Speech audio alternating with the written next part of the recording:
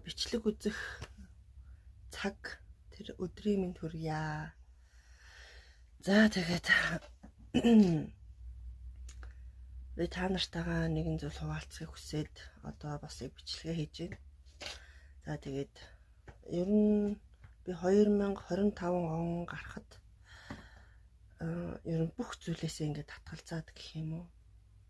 Тэ би ч өвдөөд тэ нуруу маань өвдөөд ажиллаа хийж тавлаад ажилласаа чулаа авлаа. За тэгээд би нөө сумынхаа хөгжлийн бэрхшээлтэй хүмүүсийг хариуцаад явдаг байсан. Тэрнээсээ болиё гэж хэлээд ингээд ер нь болсон. За тэгээд ер нь бас бус нэг зарим зүйлүүд байгаа. Тэгээд тэр бүгдээсээ ингээд татгалзаад бүгднийг орхиод тий тэгээд яг 2025 оны нэг юм жоохон эморлийн байдалтай гэх юм уу эхлүүлсэн. За тэгсэн чинь тэгээд яг зориг би ерөөсөө тавиагүй 2025 онд зориг би тавиагүй. Зүгээр л яг 2025 он яг юу болохыг тэгээ бараг бурхан та мэдтүгэ гэдэг. Тэгээд өнгөрөөсөн үлдээсэн байгаа. За тэгээд 2025 он би ингээд ажилчгүй би өвдөөл ингээд бүх зүйлээсээ ингээд татгалцсан чинь надад нэг юм жоохон бухимдал бий болоод бухимдал байгаад байсан. Тэгээд яг юу гэдгийг мэдэхгүй өөрийгөө буруутгаал, нэг бол нөхрөө буруутгаал тий яг ингэж байгаад байсан байхгүй юу. Тэгсэн чинь сая ерөнхийдөө яг гарцал хайсан гэх юм уу. Одоо яагаад би нэг юм гаццсан юм шиг байранда тий ингэж байгаад байна уу. Урагшлахгүй, ерөөсөө урагшлахгүй гаццсан юм шиг блоклогдоод ингээд түгжигдээд хүлэгдээд тий ингээд нэг гинжээр ингээд хүлэгдсэн юм шиг ийм мэдрэмж надад төрөөд байсан байхгүй юу. Тэгээд би юу ялаа саяхан хот яваад хүү маань дунд хүү маань нөгөө туслан явах гээд дунд хүүгээ туслан явуулах гээд хот яваад тэгээд би нэг сайн найз дээр очиод хонсоо. Тэгээд сайн найз дээр очиж хоноод жоохон буу халаад тэгсэн манай найз хоёр жоохон хүүхэдтэй л дээ жил дараалж төрүүлсэн хоёр хүүхэдтэй. Тэгээд танах руу явъя гоё агаарт гарын хүүхдүүдээ аваад агаарт гарыг. За тэгээд агаарт гарлаа манад ирлээ. Тэгээд бид хоёр нэг шөнө ярьж хонлоо. За тэгээд манай тэр найз бол намайг утгах юм бол нилээ нэмбай гэрхаа тий ямар нэг зүйлийг маш тууштай хийдэг айгүй одоо хичээнгүй ажилсаг тий хийж чадахгүй юм гэж байхгүй. Тийм мундаг тийм найз байдаг. Тэгээ өөрөө тэр маань хөгжлийн бэрхшээлтэй тэрэгэнцэртэй. За тийм найз байдаг юм аа. Тэгсэн чинь тэр найз маань миний зөвлөж байгаа, надад зөвлөж байгаа байхгүй юу.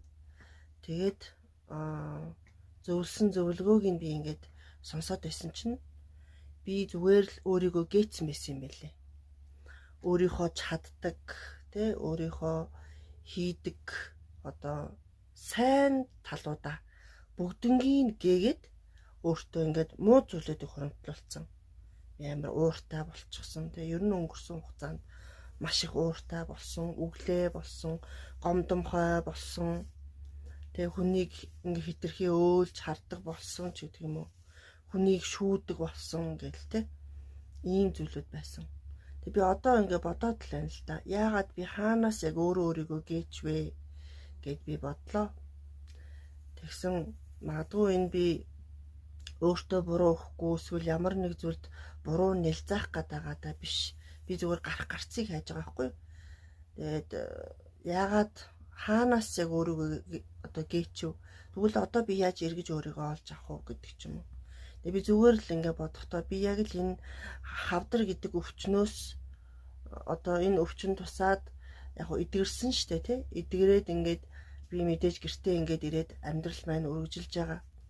Гэхдээ миний одоо юу гэдгийг би өмнөх шигээ хөдөлмөрлөж, өмнөх шигээ хөдөлж, өмнөх шигээ одоо би ямарваа нэг зүйлийг ингэж тултал нь би хийж чадахгүй болсон байсан байхгүй юу? Би иман дийлэхгүй тийм болчихсон байсан.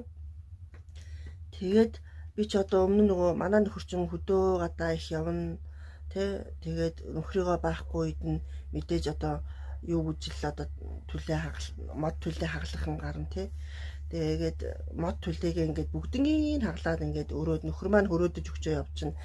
Мэдээж зохих хэмжээний яг хэдэн өдрийн түлээ хаглаад ингээд өгөө явчихна мэдээ тэгээд нөхөр маань ирэхгүй болоод удаад ч юм уу түлээ мод маань ингээд дуусахгүй гарангуут нь би үлдсэн бүх түлээгээ хаглаад өрөөд ингээд тавьчихдаг байсан байхгүй юу?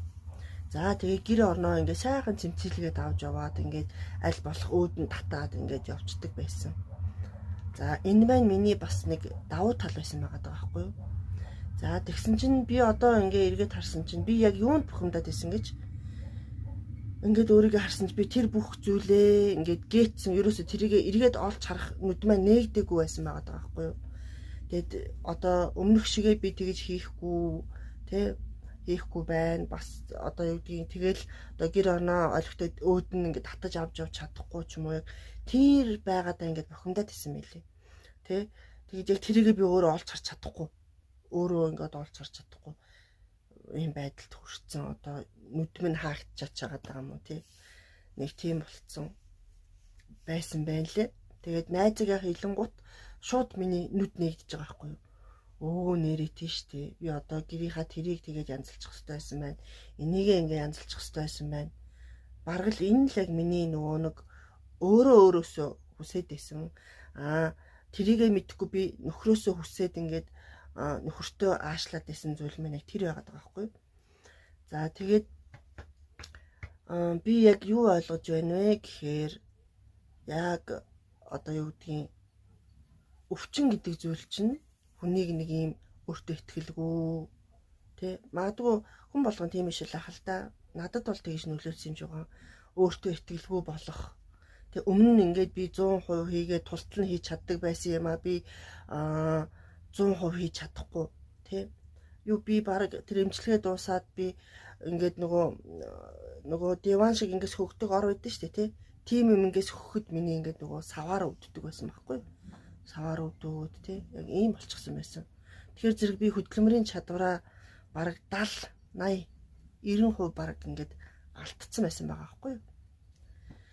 Тэгээд яг тэрүүнээсээ болоод гэрийнх маань хүртэл намайг янз бүрийн төрөхөө болоод тэгээд тэрний ар дээр ч миний бас нуруу өвдөөд 2-3 жил хэвтэртэйсэн гэж би ярьж ирсэн шүү дээ 2-3 жил хэвтэрт ороод тэгэл юу нөгөө мод таглах мод таглаад өрдөг хүн чинь бүр баг мод түлээрүүж ойртгоо болоо тэгэл тонгоогоол мөсгөөл одоо ингээл гэр орноо цэвэрлээ шалаа арчдаг байсан хүн нөгөө ууц нуруунаасаа болоод шал малаа арчгаа болоо ч юм уу тэгэл ингээд хаягдаад явсараа сүлдээ залхууч болчих бүр ингээд залхуу болоод тэгэл нөгөө гэр навсаагаал тоос шороондоо дарагдаал юмыг нөгөө өөдөн татах гэдэг зүйлийг бүр ингээ мартчихсан.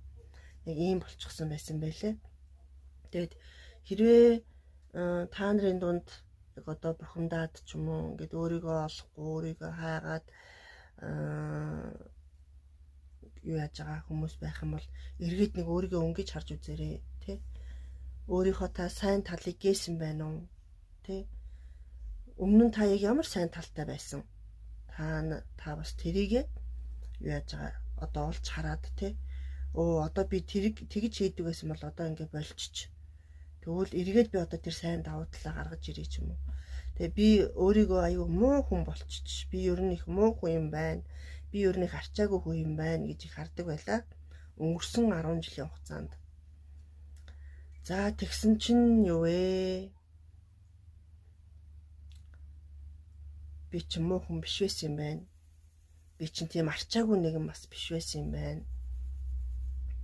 Харин эргээд одоо сайн давуу талаа буцаагаад өөртөө авчрах юм бол би одоо юу гэдгийг бадмаарг шиг биндрия шиг гэдэг ч юм уу.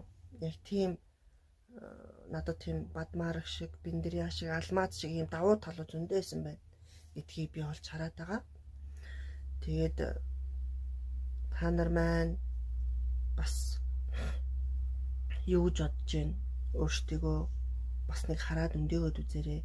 Хүнээс хэтэрхий их нөгөө хараад хажуудгаа химлээд ч юм уу те. Тэгээд би өөрийгөө одоо ингээ харахтаа нөхрийгөө их л зоож ич те. Манай нөхөр ямар төвчээртэй юм бэ? Өөр хүн байсан бол баг чиний наад ааш авирыг чинь би олохгүй байна те. Чи арчаагүй байна. Чи наад энэ гэр орноо тэгин гээл те. Надад ингээд одоо загнаал зандраал одоо тийм баг хаяа салааж авчих байсан болов уу гэж би харж ин. Гэтэл манай нөхөр ямар их төвчээртэй те. Миний сайн давуу талуудыг яг мэддэг байсан болохоор ч юм уу тэгсэн байх л та. Тэгээд ийм болсон байна гэдгийг хараад чимээгүй л яваад байсан болов. Бас юу гэж хэлхийн уучраач болохгүй те. Бид нар чинь анх удаа эхнэр, анх удаа нөхөр, анх удаа ээж те, анх удаа бэр болж үзэж байгаа учраас тийм байдгийн болов гэж би хараад байна. За тэгээд миний бодол одоо үлдсэн 10 жил лээ хөдөлмөрлөж сайн давуу талаа эргэж олж аваад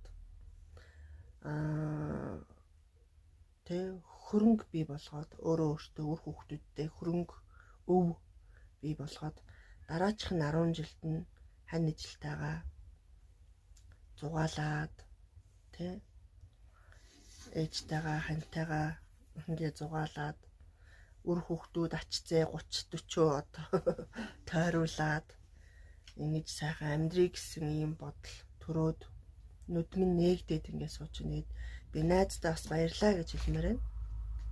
Найз минь чамдаа маш их баярлаа. Миний нүдийг нээж өгсөнд баярлаа. Би өөрийгөө их азуу тавилантай би айгу ядуу амьдарч байна гэж би их боддог байсан. Найз минь надад юу хэлсэн бэ гэхээр найзаа чи үнэхээр ядуу биш. Чи баян амьдарч шүү. Тэ? Чиний амьдрал сайхан байна гэж надад хэлсэн. Тэгээд өмнө нь болохоор би байгаа зүйлээр талархдаг байсан байхгүй юу? Одоо ч гэсэн талархаад байгаа л да. Гэхдээ би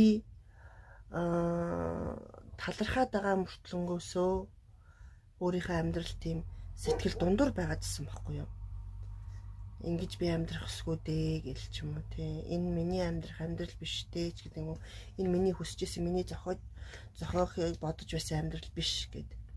Тэгээ нөө эмэгтэй хүн чинь өөрийнхөө хүссэн амьдралыг өөрөө л бий болгох ёстой мэлээ.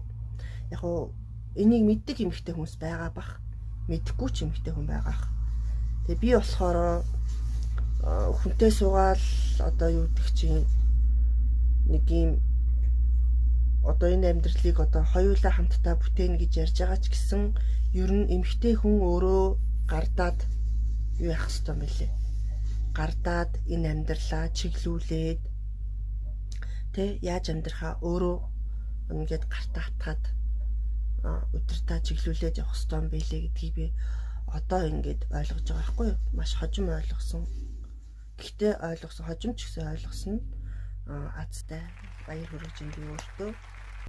Тэгээд одоо би алдаагаа засах ёстой маань гэдгийг би хараад ойлгоод эхнээсээ засах гэж хичээгээд алдагдсан өөрийгөө алж авах гээд одоо хичээгээд ингээд байж байна.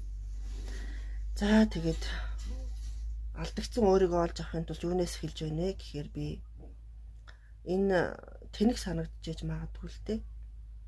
Гэхдээ миний хувьд энэ бол би яг алдсан байсан зүйлээ эргэж олж авч байгаа учраас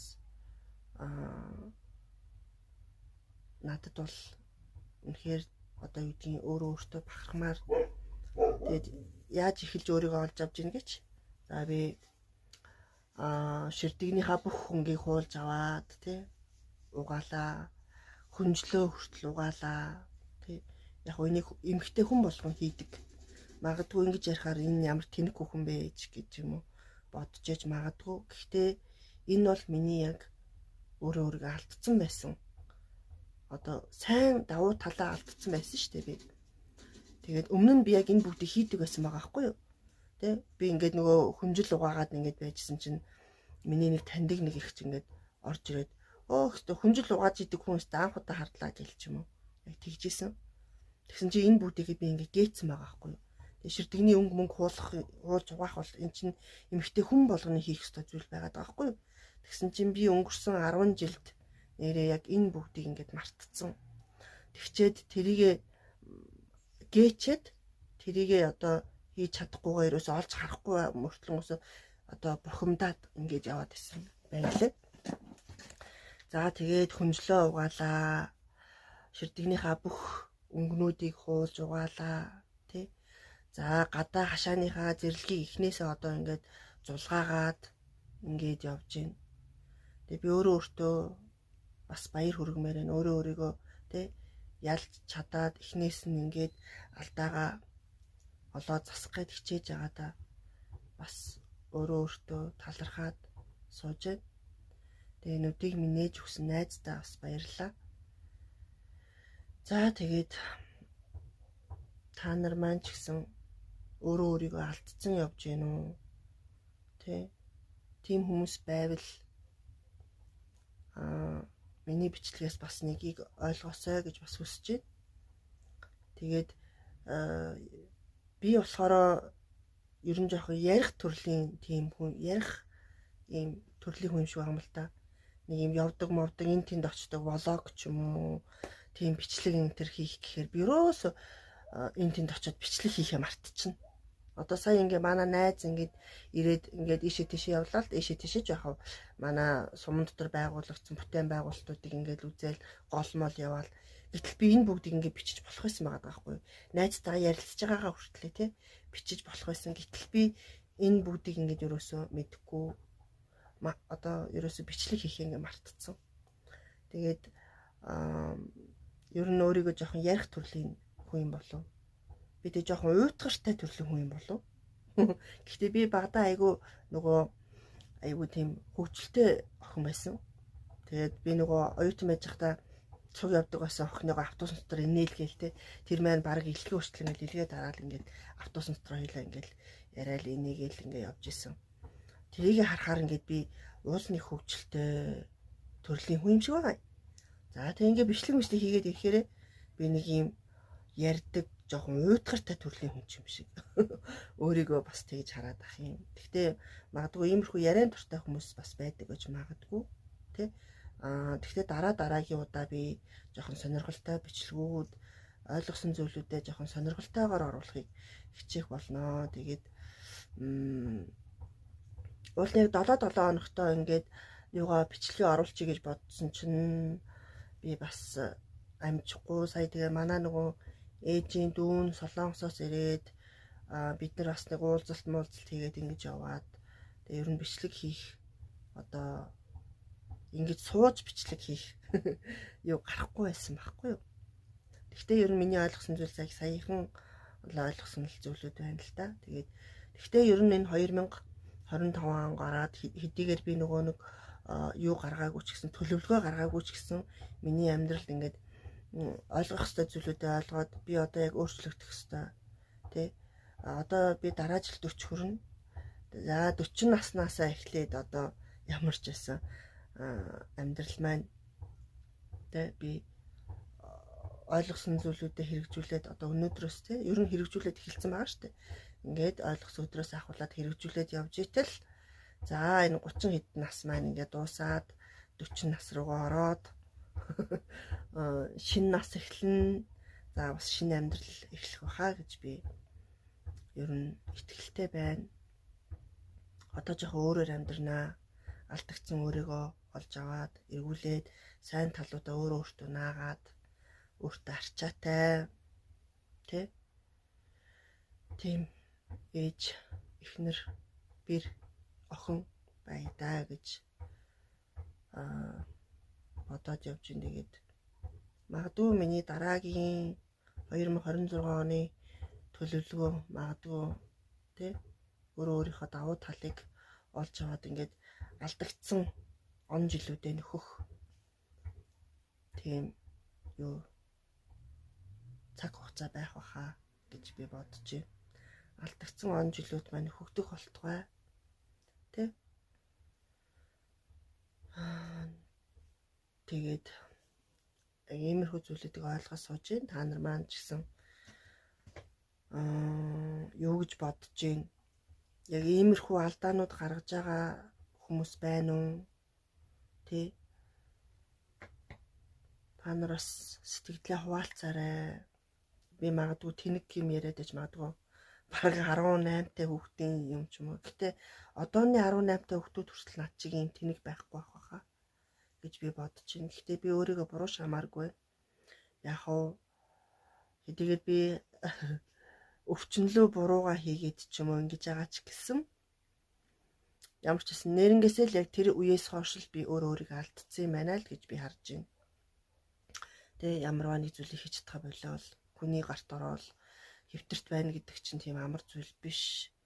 Тэ хэдийгээр миний хайртай дотны хүмүүс байгаа ч гэсэн би үргэлж тэднийг өөрсдийнхөө хүсэл шиг тэгж юм хийлгэж чадахгүй шүү дээ, тэ.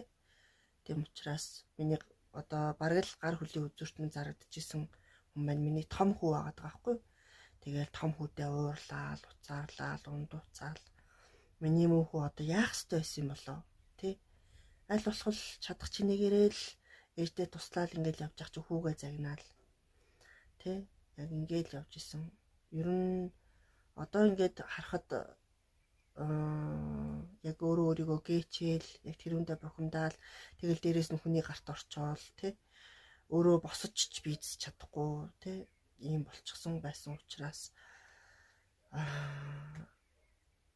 тийм одоо өөрийгөө алдсан болов гээцсэн болов гэж би харж байна.